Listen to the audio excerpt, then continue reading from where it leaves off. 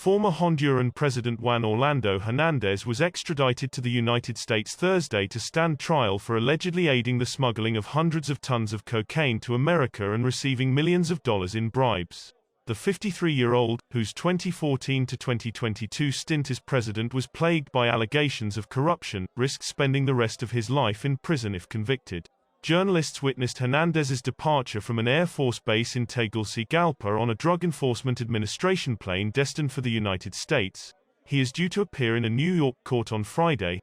Hernandez is accused of having facilitated the smuggling of some 500 tons of cocaine, mainly from Colombia and Venezuela, to the United States via Honduras since 2004, starting long before his presidency. In turn, he allegedly received millions of dollars in bribes from multiple narco-trafficking organizations in Honduras, Mexico, and other places, according to a U.S. Embassy document. An indictment filed by prosecutors in New York charged Hernandez with 3 counts of drug and weapons offenses.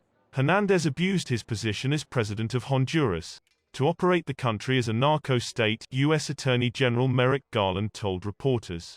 Not even 3 weeks after leaving office following elections, a warrant was issued for Hernandez's arrest at Washington's request, and he surrendered to police on February 15. He was then held at a police special forces prison in the capital Tegucigalpa. Hernandez portrayed himself as an ally of the U.S. war on drugs during his tenure, helping to extradite several narcotics kingpins. Washington even supported his re-election in 2017 despite a constitutional one-term limit and accusations of voting fraud. But several drug traffickers later told U.S. prosecutors they had paid bribes to the president's inner circle, and by the time he left office, U.S. drug enforcers were ready to move against Hernandez.